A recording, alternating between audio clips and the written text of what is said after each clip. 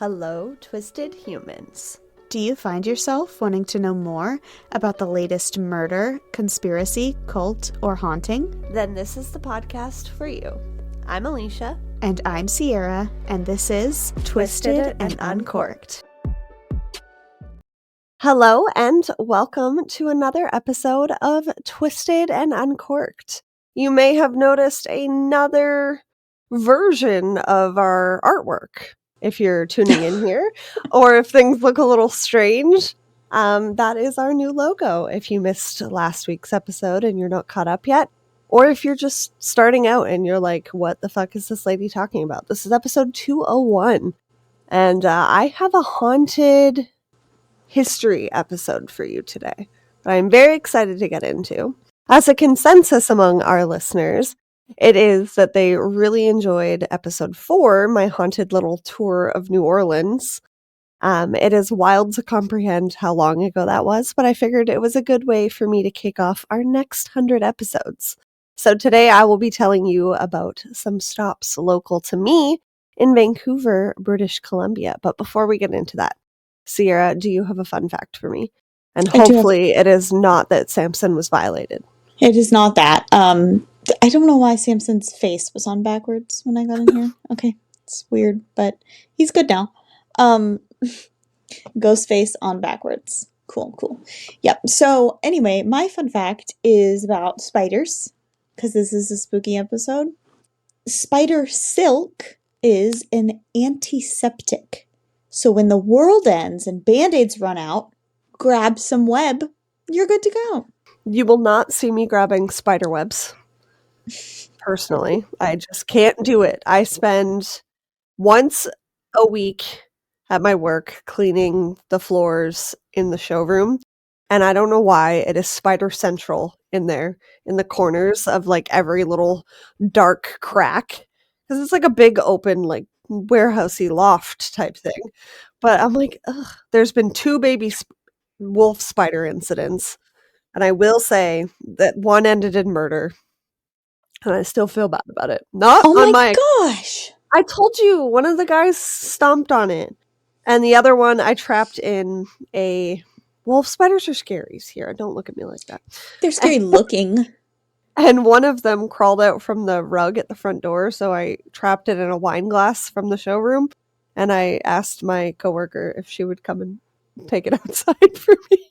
Oh my goodness. As soon as I can hear the feet on the glass, I'm out. As soon as I can hear their legs, I'm out. Yeah, I guess. I feel like that's reasonable. That's a reasonable reaction to somebody that takes spiders outside. But I guess in a pinch, that's necessary. It might be. What's your fun fact? Mine is hotel related. Okay. And it is that the sky beam that shoots out of the Luxor Hotel in Las Vegas attracts so many insects that it's established a new ecosystem of moths, bats, and owls. All right. Also insect related. You would love that. Yeah. I do, except when they say a new ecosystem of moths, bats, and owls, what I imagine is there are moths, and so there are bats to eat the moths, and so there are owls to eat the bats. And I don't like that part. I think I'm going to live in the realm that the owls are eating the bugs. Owls and the moths bugs. are eating the bugs. Well, you don't know that. I do, because I worked with owls at the national park or the state park. I got so defensive for no reason. I know. That is owls true. Owls are carnivores. Let's just... Okay, maybe they're eating the moths. That's protein. I used to feed them mice. I think they want something a little bit bigger than a moth. But yeah, sure. Let's live in your world. I like that. Fun world. facts. In that world, bats are safe. So that's the world that we live in. And I will accept nothing else. And I will accept today's beverage because it is quite tasty. I literally had in my notes that it's starting to get warm and summery and nice out. And as we're recording this, it is pouring rain and gloomy, and I am wearing flannel. So not the vibe I was originally thinking when I pulled this drink up. But it was 101/38 here yesterday, so there you go. Good. Makes up for it. Sierra's refreshed. But it is the drink Berries and Bubbles from the hotel bar in one of the hotels that I will be talking about in a second here. And it is a vodka, muddled raspberries, lemon juice, and your spritzer of choice. They put soda water in it, but you could do Sprite, ginger ale, whatever you want. I did ginger ale because I just wanted ginger ale because I didn't want to taste the vodka because I'm using cheap vodka. So that's what I've got. And I've got my bone straw. Nice. And it's really refreshing. And I have a lot of ice and I'm happy. How did you make yours? Because I figured there was So- really only 2 ingredients for you to work with. 3. All I was told was raspberries and lemon juice. Oh, And a I didn't spritzer of your touch- choice. Yeah, that is poor instructions on my part. That's all I was told. And so what I did is I muddled a bunch of raspberries in some lemon juice and then strained it so I didn't have raspberries floating around in there. Smart. And then I topped it with limoncello LaCroix. Ooh. It's not bad. I have a salted rim just because I thought it was pretty. It is pretty. Did The you salt- take a picture of your beverage? I did, yeah. I got a Thank you. photo. Sierra's our bartender and podcast photographer because my drinks always look like a crime scene in comparison to Listen, when you're making mocktails, they have to be pretty. They have to be pretty. Or else That's it's just true. juice. Otherwise, That it's is- just juice. So, It's a very true story. That's brilliant, though, with the LaCroix. They have fun beverages in our fridge at work, and there's a mojito LaCroix in there that I'm curious to try. Is it good? I didn't try it. I didn't buy it. I almost bought it today, but I was like, I just It don't know looks if it'll be good good. enough. Okay, I'll try it tomorrow Yeah. at work, and I'll report back. Okay. I saw them today, though. I was super excited about it. Yeah, right? There was another one, too. It was called beach plum or something like that instead of beach bum. It looked like a Sex on the Beach type drink. Oh, yum. Yeah. Okay. Brilliant. I love it. And I do love this beverage as well. I don't really like the vodka in it. I'm not going to lie. I forgot that me and Kevin ran out of vodka because we use it for Caesars. Mhm. And so all I had was these little mini bottles. So me and Kevin both used to be bartenders. So we have a bowl in Right. our liquor cabinet filled with minis. Mhm. So I just grabbed whatever free fucking sample was floating around 8 years ago, Oh gosh. put it in my drink. And Is I'm vodka very like upset. wine where it gets better with time? I don't think it gets worse. Yeah. I just think it was never good to begin with, and that it's Ah. lived through like 40-degree summers and cold Fun times. and the grease of my kitchen. Oh. Yeah. No, it just keeps getting better. And alcohol does evaporate eventually too. So because Kevin is really not a drinker at all, but half of those little bottles Mhm. are like half empty. Yeah. So I grabbed 3 of them just, to make 2 shots, but it worked out. And it's tasty. But that said, today's episode does have the same drink that we are drinking featured. Probably looking much prettier like Sierra's. There was probably straining involved. I will have to try it in person one day when I'm in Vancouver next and report back. But we are going to hear all about this haunted little tour after this quick break. So welcome back. As I hinted in the intro and with my fun fact, our first stop on this haunted Vancouver tour is Hotel Vancouver on West Georgia. Oh, that's The a very hotel- original name. Yeah, Hotel Vancouver. And there's 3 of them. Oh, great. It opened first in 1939, and it was the 3rd of the chain opened in Vancouver. It is a chateau-style hotel with a steep-pitched copper roof, ornate dorms, and gargoyles. Oh, Yes, that makes up for everything. absolutely. It was most recently restored in the 1990s, and I will say that it is beautiful. Even the restaurant and bar with the drink I featured is more than enough to make this peasant feel fancy. I did not try this drink when I was there, but I have had a cocktail there before with a friend of mine. This hotel is beautiful, yes, but the reason it is on today's tour is because there is an infamous resident ghost there. She is elegantly dressed and known as the Lady in Red. We've done so many ladies in whites lately, I had to throw in a lady in red. Yeah. I She like is red. most... I know! You look good in red. Mm-hmm. She is most often spotted in the lobby or on the 14th floor, usually hanging near elevator doors. Hanging out? Hanging out near the elevator Okay. doors. Yeah. You said hanging, and I'm like, is she hanging? How did she die? Oh, I see. Yeah, no, hanging out near the Gotcha. elevator doors. Very important visual. Yeah. On one occasion, when a family was checking into the room on the 14th floor, they opened the door to see the lady in red standing in their room. They went down and asked the front desk if perhaps it had been double booked, but it wasn't. In another incident, a bellman was carrying bags to room 1403 when he saw the lady in red follow his guests through their room door. When he entered behind them to drop their bags, the lady had vanished. I don't like that. Mm-mm. And this is not the first vanishing act ghost in our story. Oh, great. The lady is believed to be the ghost of a woman named Jenny Pearl Cox. She was a Vancouver socialite who regularly attended the hotel's ballroom dances in the early 1940s. After leaving the hotel one day, she was involved in a car accident and sadly did not survive. Given that this was the last place that she was, it is viable, but no one knows for sure, as she disappears too quickly before anyone can get too close.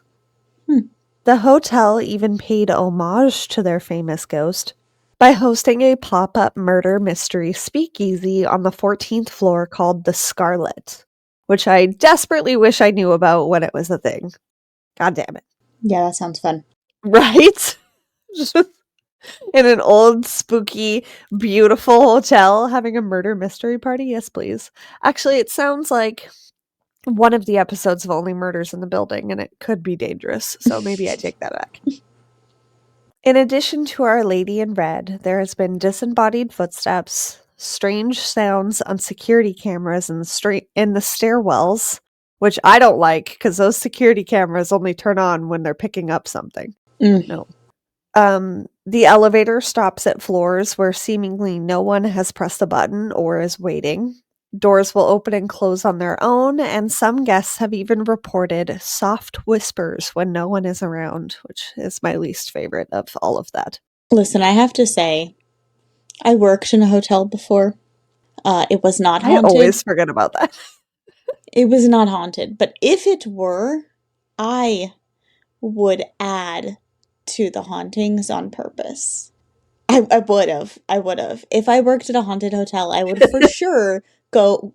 Because as a hotel worker, we would have to walk the floors to make sure, there's no one in the hallways, no one's being Are you loud, trying no to one's tell me whatever. that you were going to fuck with people? I would 100%, if I worked at that hotel, walk up the stairs to the 5th floor and push the button, and then walk down to probably the 3rd and push the button, and then walk. I would do that.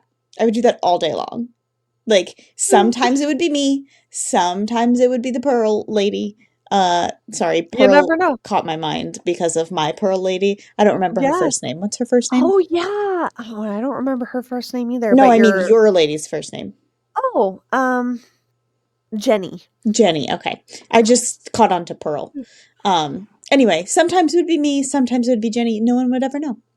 Well, if You gotta make it fun. Luckily Sierra has not come to Vancouver yet. But when she is at that hotel, I will let everyone know. So Me and Jenny will push buttons together. I'm just like at the hotel bar having a cocktail and running up and down the stairs. You know what? She's not from here, guys. It's okay. The second stop on our list is the Vogue Theatre. I have been to many concerts and shows at this infamous and gorgeous little theater. Just walking in, though, I could tell you that this place is haunted. The Vogue Theatre opened in 1941, and at the time it was mainly a movie theater, but sometimes hosted live performances, just like it does today. In 1988, the theater was briefly closed due to declining business, but reopened again just a few years later after a little renovation to restore it. This included the installation of state-of-the-art lighting and sound equipment, which are still in the theater today. But let's talk about the ghosts. First, and probably the only well-known ghost at this location, is the spirit of a dark-haired and quote-unquote severe-looking man. I'm not sure what this means, but I don't Severely like good it. looking or severely don't- bad looking? We'll have to visit and find out. He's encountered in the working areas of the premises most often, on the stage, on the catwalks, in the projection booth, and in the basement hallway. He has also been spotted in the audience sitting close to the stage, but when artists playing have looked back, the man seems to disappear. Also, like, super alarming to just, like, look out into the audience mid-performance and see somebody described as severe looking. Yeah, I just want to know what severe looking means. I do too. Go away, fruit fly. Many members have interactions with him, especially on the narrow corridor that leads downstairs. They jokingly refer to this area as the haunted hallway because of its creepiness. And from time to time, they'll also hear banging noises and slamming of doors. Now, the corridor that they're talking about is very similarly mimicked to how you walk up the various floors to get to the higher seats. It is super narrow, and it's so dark in there. If I were to hear that shit, no, I'm sorry, I quit that day, actually. Yeah. Bill I've become a Almond. ghost. Jump scare, fall to my death. I just had, like, a mental image of you as a cartoon, and, like, you're, like, scared, but, like, your spirit leaves your body, and it's just, like, a little ghost in your Yep. corpse, just, like like one of those little, like, push button Scared things to death. that you stick your finger in and it, like, stiffens, and then you, like, let it go, and it's like I don't know, that's what I pictured. Scared to death. Actually, you know what? If your goal is to just fuck with people too, as a ghost, guys, watch out. Hopefully Sierra doesn't die in a I'd be highly a trafficked fun area. ghost. They'll know. They'll know when it's you. Somebody out there listening is way younger than us. I know it. I've seen our statistics. Bill Almond, the general manager of the Vogue Theatre, managed there between 1994 and 1997. He had many personal experiences with the theater's ghost. The first encounter was in the summer of 1994. Quote, I was locking up the carpentry room in the basement and got that distinct feeling that somebody was standing behind me. When I turned around, I saw what I describe as a three-dimensional shadow go by the door. So I scrambled out into the hallway and no one was there. I was the only one around. I left the theater relatively quickly after that. I believe I set a speed record that day getting out of work. End quote. A three-dimensional shadow. That is a good way to describe seeing a ghost. Right? Yeah. Right? Just, ugh. Well, no, I, like, picture, like, shadow figure. Yeah. Like, you know? Yeah, but shadows are not supposed to be three-dimensional. Fair. So, Shadow that's figures creepy. are usually just, like, creepy mist down the hallway. I'm so sorry to anyone that watches our show on YouTube. I'm so sorry to anyone who doesn't, because there's been a lot of Alecia miming today. yeah, it's good. It's good content. Is it good content? A month and a half later, a drum set was set up on the stage for a Beatles tribute band called Revolver. As Bill walked up the stairs onto the stage from the lower level, he distinctly heard a basic beat of the being played on the drums. When he got up to the stage and turned the corner, it stopped, and no one was there. About a year and a half later, in 1995, the Vogue Theatre played a host called Unforgettable. This performance paid a tribute to the music of Nat King Cole. A week before the show was set to run, Bill was giving a tour of the theater to his friend and his girlfriend. and this included the projection booth. A week or so later, Bill's girlfriend mentioned seeing a youngish man with dark hair and severe features in the projection booth, sitting in one of the old chairs. The man had turned his head toward them, gave off an angry energy, and then disappeared before her eyes. Which is like, also, okay, again with the severe looking, and also Yeah. now he's pissed off, so now I don't like Angry and severe looking. Maybe Yeah. like severe, like he had this like I pictured, serious, like maybe they mean like scraggled. serious, like Oh, yeah. ugh, Fair. I don't I know. picture, like, a very gaunt, scary man. I don't like it. Severe looking. It's just, like, a terrible descriptor, like, I've never heard that used before. Mm-mm. Like, if I were to describe you, I'd be like, petite, olivey skin, long brown hair, nose ring. That's severe looking. Like, what the fuck does that I'm mean? gonna Google it. Watch a story come up about this man. Severe looking typically describes a person's appearance as serious, stern, or forbidding, often Oh, lacking warmth or friendliness. okay. So, scary, cranky man. All right. I Yeah. was right. Yeah, serious. I don't like that at all, though.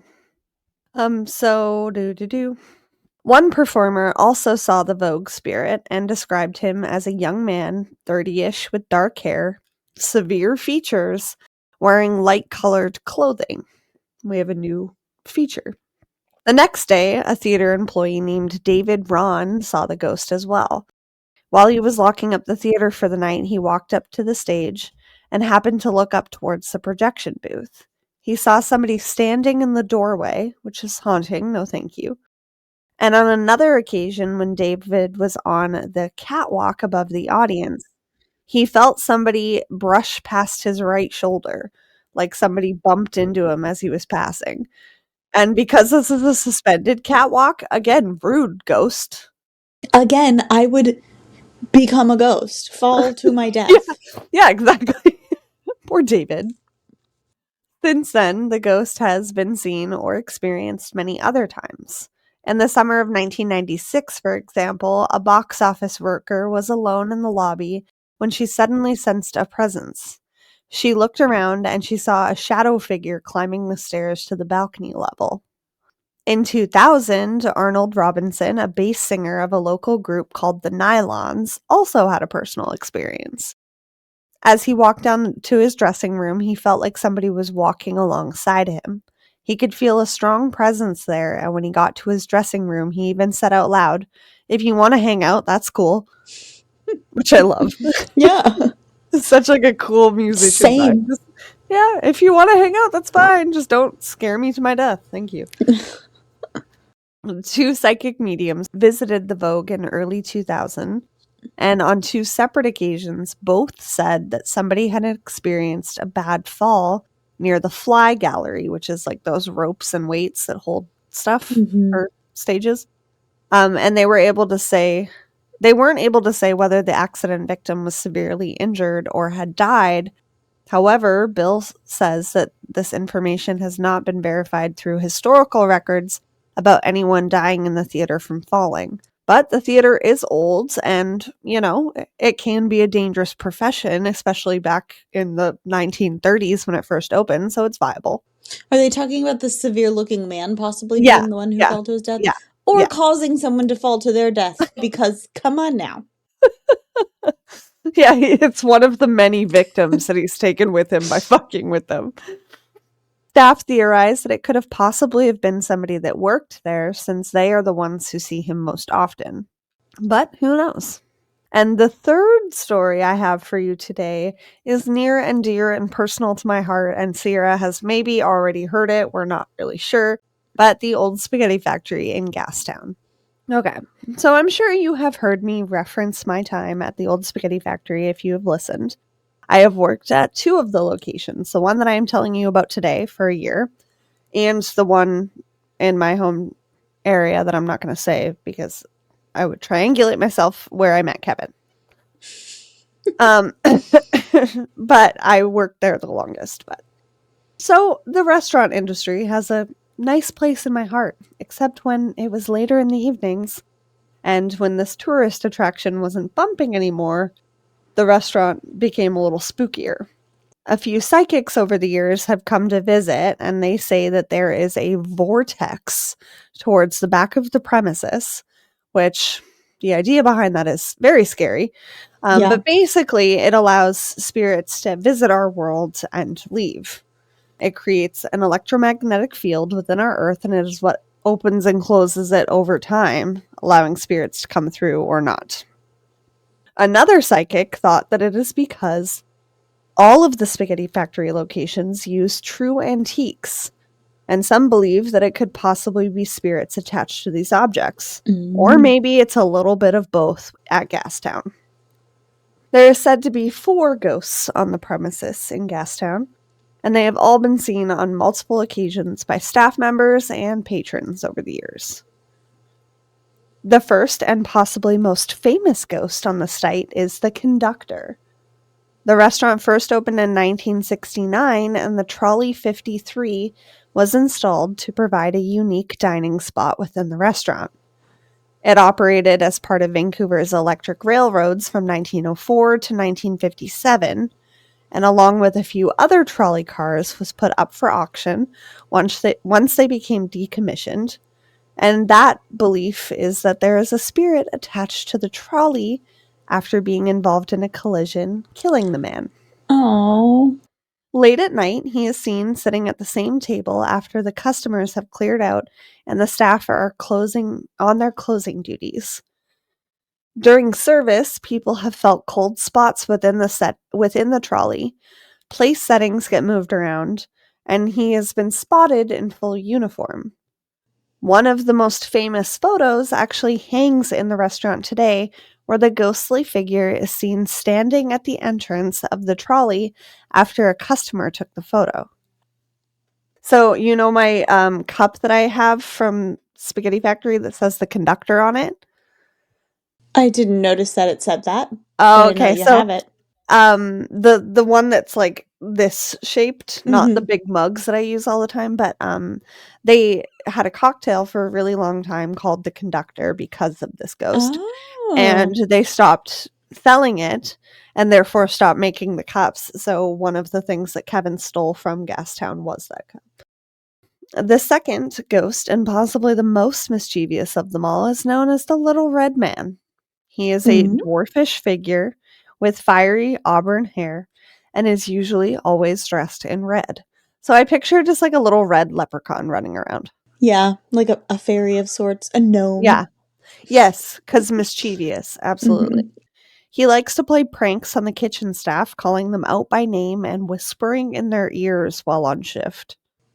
Okay. One experience that Kevin had there was that the taps would turn on all the time by themselves when he was in the kitchen. And he likes to equate that to the Little Red Man. He also likes to sneak up on women in the washroom, goosing them, scaring them, and laughing as he does. So, Which like, is women have felt their butts being pinched and then, oh like, my heard gosh. laughter. I didn't know that was goosing. I was gonna ask, what Yeah. does goosing mean? Oh, you've never heard that term when somebody, like, No. gooses you? Oh, well, No, an that sounds like old-timey term. sexual assault. Um, Well, on this ghosts account, it definitely is. These women did not consent to his behavior. Do we know where the Little Red Man came from?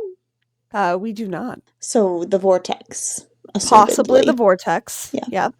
There's 2 theories, the antique furniture or the vortex. Right, but like, These are the what 2 theories. antique furniture would the Little Red Man be from? The conductor is from the trolley. The What the trolley. fuck could he be from? I'm gonna you know what? I'm gonna go vortex on this one. Mhm. Let's Maybe play there's a a game. little garden gnome antique outside. That's what he Maybe. came from. Oh my god, that would be so funny. Let's play a game of vortex or furniture. A pair of women saw him leaving one of the bathroom cubicles, and when they took a photo, it later developed as a white blur. No one is quite sure of his tie to the restaurant, though. Well, you know, like Sierra said. Yeah.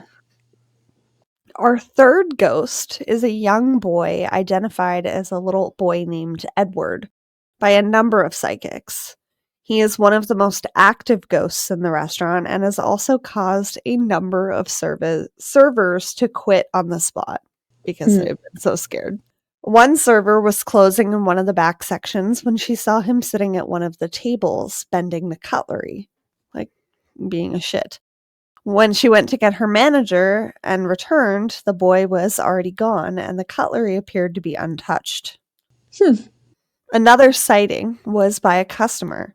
I wrote sitting instead of sighting. And I was like, excuse me? Another sighting was by a customer. She saw his reflection in a mirror across from her table hanging on the wall. He was behind the host desks, spinning around the column, and when she turned to look at him, he was gone. He likes to put the chairs on top of the table in the middle of the night, and not in the way that you would think, flipped over in a nice way, neatly stacked like you do in restaurants. He just like throws it on top of the table. Okay. Many of the opening staff do not question this anymore because part of our closing is that we are supposed to flip, the chairs on top of the table face down so that they can like vacuum and stuff under it. Yeah. So not helpful. So when you come in the next day and it looks like a tornado went through your restaurant, Yeah. it's good checks. You're like, damn night shift. Fuck. No, seriously, even at my location, I will if any of our listeners are brand new, I told my 2 ghost stories from the Spaghetti Factory days where I currently live. And then I think that was our first listener stories a few years ago. So forgive the audio, but go listen. On another instance, there was a server setting up tables in the back section at the end of the night after all of the customers had cleared out. There was just the evening's managers and a couple of servers finishing up and the dishwashers. She saw the little boy run past her, which she thought was strange because the front doors were locked and no customers were left. She followed him around the corner to another section where he ran and hid under the table. He was crouched under the booth, like looking up at her, and she was quite surprised to see that his eye sockets were empty. Oh, okay. She was so scared that she quit on the spot. Don't blame her. And this little boy is seen in like period clothing, like 1930s little gray, that gray suit. Yeah. You can picture it, right? Like almost like a Paper boy chimney sweep. Yes. Chimney sweep. Yeah. Absolutely. Yes. That's what he's like appeared to look like. And then apparently he can suddenly have no eyes, which is frightening. Mm-hmm. Maybe it's because she caught him like in a corner, so he was just like, "Get away, lady," and like made himself really scary and dead Maybe looking. that's what happens when you scare a ghost to death. They lose their eyeballs. Or you just scare a ghost in general. Yeah, okay, so the thing that you were telling, that you were picturing of me, where my body was stiff and my soul comes out. Okay, he's only a soul, so his soul becomes stiff and his eyes pop out. Scared to death. Ghost edition. I like it. You know what? That works. His eyes pop out. Fucking a horrifying visual. The last ghost is that of a little girl with a balloon. She has appeared in many customer photos and often manifests at one of the tables by the front window of the restaurant. After closing one night, a friend of the general manager at the time was waiting for him to finish and had a lengthy conversation with this little girl. She told him that she was waiting for her mom, and when she went to go get the general manager to help this little girl to find her mom, she had vanished. And no one has quite been able to pinpoint where she comes from or who she is. You know what I was just thinking about? We talked about the ecosystem where the moths are eaten by the bats, and then the bats are possibly eaten by the owls. If we want this to be full circle, we gotta get Mothman there to eat the owls. That'd be perfect. I love how that's where your brain has been for the last 48 minutes. Just No, Hold on. How do I balance have this my out? picture of Mothman in front of me, and it just came to my mind. Why would you want the owls to get eaten, though, Sierra? We like owls. I want them to get eaten for eating bats. Eating bats. Also, right by your head, it could have possibly been a bug, but it looked like a lightning bug that went this way. Either that or it was a ghost. Okay. Interesting. And speaking of ghosts, you dropped a little nugget on me at the beginning of this recording, being Yeah. that there is possibly something spooky happening in your house. So, Sierra, is there anything you need to tell me to round out this episode? Yeah, so my whole house is spooky. Hang on, now I have to Google, do owls eat bats? Because I need to know. I just need to know. Burning questions that everyone needs to know. Yes, owls do eat bats. Oh! Wow. Okay. I said, do owls eat bats? And AI said, yes, owls do eat bats. Thanks for being so brutally honest about it. Okay, anyway. I didn't want trauma this I'm about evening. to cry now. I know. Move on. So anyway. Move on. Tell us something else. Tell us about ghosts. Go back to ghosts. This house is very creepy, and I have not thoroughly recorded the creepiness of this house. So we bought this house from a family who lives down in Florida, but their mom, one of the people's mom, one of the couple, the mom lived here. So to one of them is the mom, to one of them is the mother-in-law. That makes sense, right? Okay. Anyway, the mom lived here and passed away in 2023. And so they started fixing, I don't know if she passed away in the house, nobody knows, but they started fixing up the house when she passed away, because they were going to renovate it and then rent it out to people. Well, then the man of the relationship had a stroke, and he wasn't able to renovate anymore. And they hadn't gotten much done anyway. So that's why they decided to sell it. Again, I don't know if she died in the house, but there's a lot of creepy things in the house. So I went digging through their family history, and I found out that the woman who died, her husband died in 2016, and he was a police officer. And I don't know if he was a sketchy police officer or a bad person police officer or just a paranoid police officer, but definitely paranoia, okay? Every single window and door in this house had metal gates on it, which doesn't sound crazy. You know, some people have metal gates. It's fine. You don't want people coming into your house. The issue is the metal gates do not lock with your fingers. You cannot lock or unlock the metal gate. There's no bolt with your fingers. You have to have a key. They're inside and outside. What the fuck? Are they still there? None of them are locked, but yeah, some of them are still on the doors.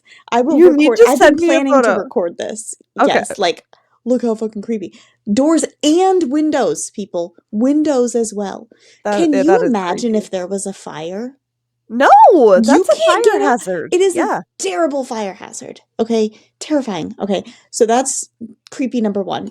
Creepy number two is every door, including the master bedroom, had locks on the outside, the hallway side.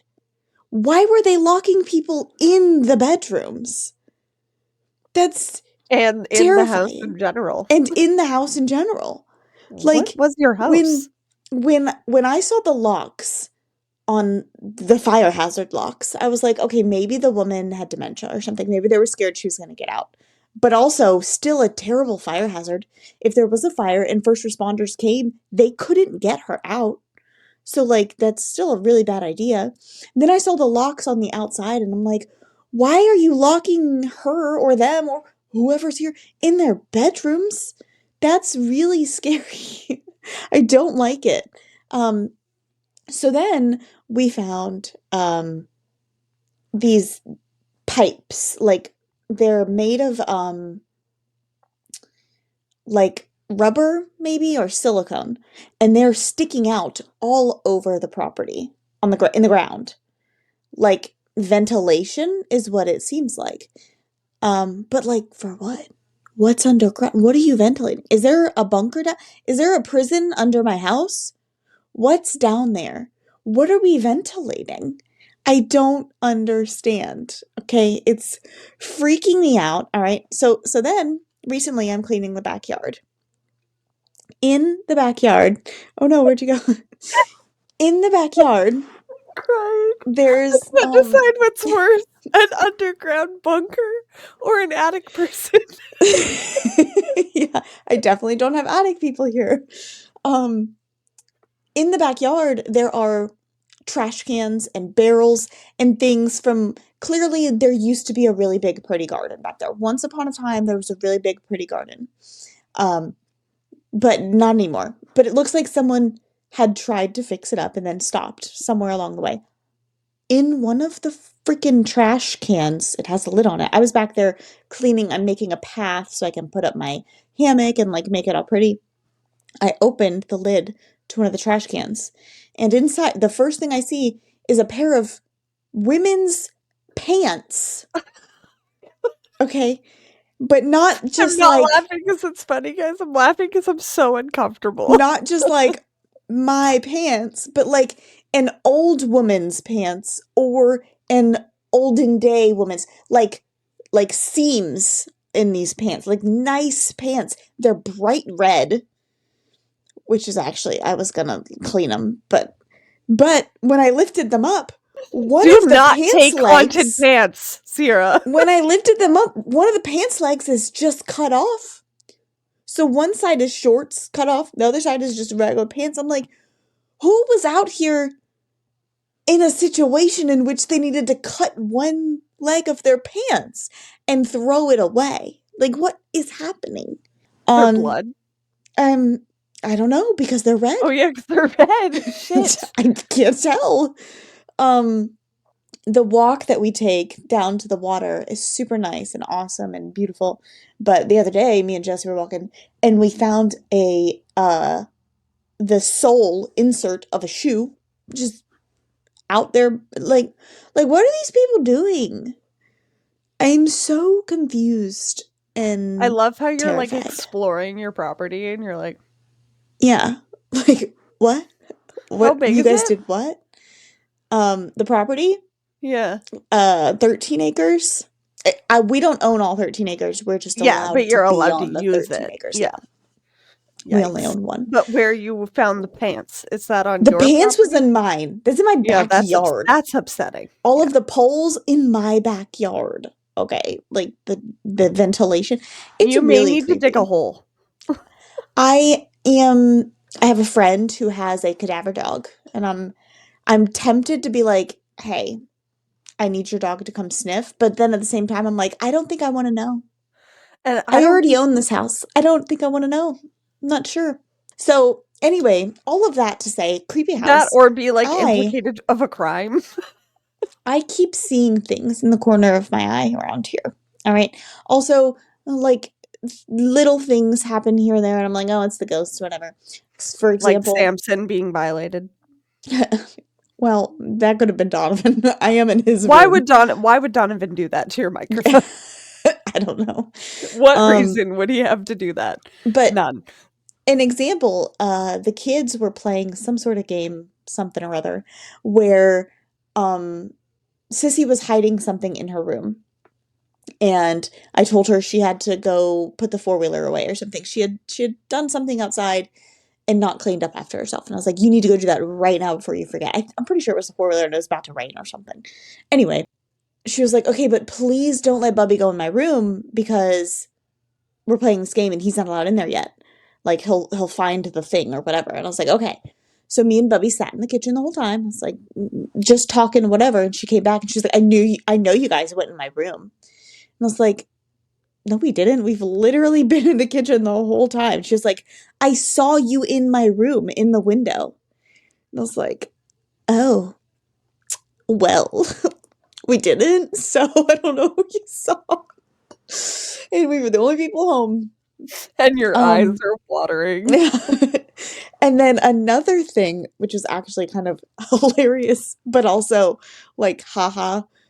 children, the kids were in Bubba's room, and they were cleaning or helping me paint or something. And Jesse still had his air compressor in that room because he was putting, like, nail gunning stuff. But it was just me and the kids there. Jesse was at work this day. And I told them to work together and get whatever done. And I hear them in there, like, arguing. I'm like, what the heck are they talking about now?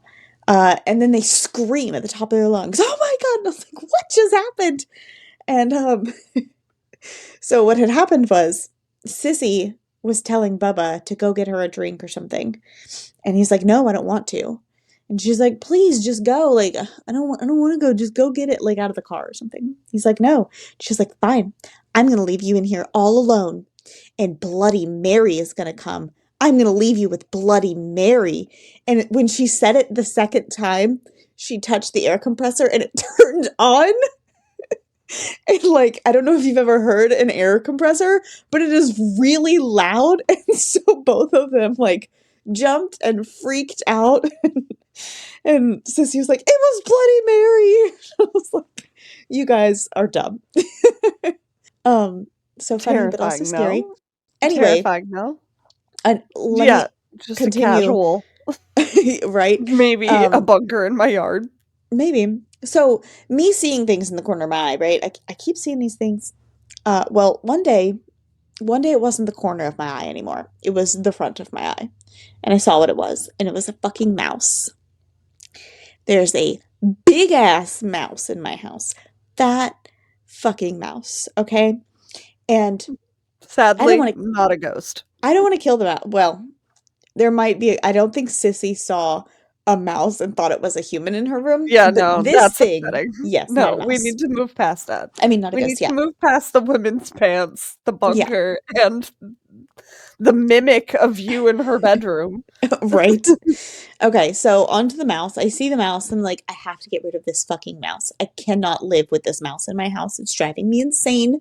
At first I was like, oh, whatever. It's fat as fuck. It's eating well. Probably, little bugs and stuff around the house. Maybe not so bad. But I just can't live with a mouse in my house. And then one day there was mouse droppings in the drawer where I keep the kids' toothbrushes. And I was like, okay, that's it. Like, somehow we're getting this mouse out. I cannot, this is disgusting. So I'm telling everybody, like, what do? I don't want to kill it, but also it needs to go. Well, like, the next day, I see the mouse. I'm in the kitchen. I see the mouse run from under my dishwasher to under my stove, except it has an attachment. And I'm like, does that mouse have a fucking baby attached to it? And I yelled to Jesse, who's in our bedroom, and I'm like, I think the mouse had babies. And he's like, I think this is its baby. And I was like, what? And he's like, I just watched it try to fit underneath of our door, and this baby fell off of its back. And so the baby was just sitting in our hallway. And I'm like, oh, the poor baby. So she got away with one of them, but not the other one. I don't know. I don't know how many babies she had, but at least one fell off. Yeah. And so I was like, okay, I can use the baby to lure the mama out. She's gonna come back for her baby. So we put the baby into a little mouse trap for, a couple hours, and she didn't come. And I was like, not like a capture release. Anyway, and she didn't come. And I was like, okay, I can't let this baby die. So then I started giving it heating pads and a rice sock heating thing. And then it was a whole day had gone by, 2 days had gone by. The mom still hadn't come. And I was like, okay, now we got to buy this thing fucking milk. Like, I can't let the baby die. Yeah. So we started feeding it, and still every night putting it in a little trap and then Don't you have to feed it, like, constantly too? Yeah, it's like every 2 hours, but it's only a drop every 2 hours. But yeah, so anyway, the mom never came back. the baby did not make it, and me and Bubba had a burial for the baby. We Oh, named it Master Splinter, oh, and that's really cute. I'm sorry. he didn't make That's it. not easy. Yeah, Yeah. I completely understand. I'm sorry. You I was so tried. upset You that the mom never tried. came back for it. But I will say I haven't seen the mom since. So maybe she's so ashamed that she left this house. Yeah, bad mom, get the fuck out. Yeah. We don't want any bad mom in here. Go away. Aw. That's really sad. I'm sorry. I just Sierra literally never told me this, guys, and I was so I mad at did. her. But I just saw it on her Snapchat story, and I was like, what the fuck is Well, happening? because I didn't want it to become a thing. I was just trying to get the mouse out of there. I didn't plan on keeping it. You weren't gonna let it die. I wasn't going to let it die, but I Mouse was motherhood. going to capture the mom while it came for the baby and then take the mom and the baby out to the field and let it go and live its life. Like, I didn't plan on keeping the mouse forever until the mom wasn't coming back and I bought it milk. And then I was like, am I going to end up keeping this thing forever? I better name it. and then it passed away after I named it. Don't name it, I'm guys. sorry. Don't I'm name sorry. How many days did you have her for? it. 3. For him? Oh. I know 3 that or it's 4. really hard, especially without their mom and stuff, and who knows. Yeah. Maybe she left him on purpose. Like, maybe he wasn't. Maybe he wasn't viable. Yeah. But I know you did everything you could either way. So Sierra's house is haunted. Yeah. And By human ghosts and mice. But that has been my Haunted Vancouver episode. I hope you guys liked it. I do fully intend to do a part 2 of this because there are so many locations to cover, and I have a whole other location local to me to cover. I have connected with a local ghost hunter who's done a few episodes with a couple of our friends and has a pretty cool YouTube channel. And he asked if I wanted to go to this place with him. It is an orphanage, so I would get to be a part of his videos, and then he could come on our show and we could tell about the history and our experiences, and Sierra can wish she was here with us. Yeah. Actually, no, depending on what happens, maybe not. Maybe just be glad that she it's like, oh yeah, she would have been scared to death all over again, and we don't need that. Yeah. I have recently heard about a few we have a new paranormal society in my town. They've been Ooh. going and uncovering paranormal locations, so I've been learning a lot about new ones near me. So maybe I will visit some or do episodes on those as well. Please do. That's exciting. Ugh. And then take me when I come and visit. Yeah. And we'll just dig in your backyard, and Jesse will be like, what the hell are you two doing? We're finding the dead bodies. I can't sleep here knowing that I Yeah. might be sleeping on top of people, okay? He's like, Alicia's got to go. But that is our first episode of our next 100 episodes, and we hope you guys love it. Please remember to leave those 5-star rating and reviews, like CJF0257 that says true crime done right. Oh, which is much CJF. appreciated. Yeah. Thank you so much for that review, though, and please go and leave those because it does really help, okay? And it's free, and it takes you 2 seconds. Yeah, that's all we got for you guys. We will see you next week for Sierra's episode. I'm not sure what she's bringing to the table, but does she know? Stuff. Okay. I'm debating. Sometimes sometimes she doesn't know. So. Yeah. But yeah, we will see you then, and in the meantime, Keep it twisted.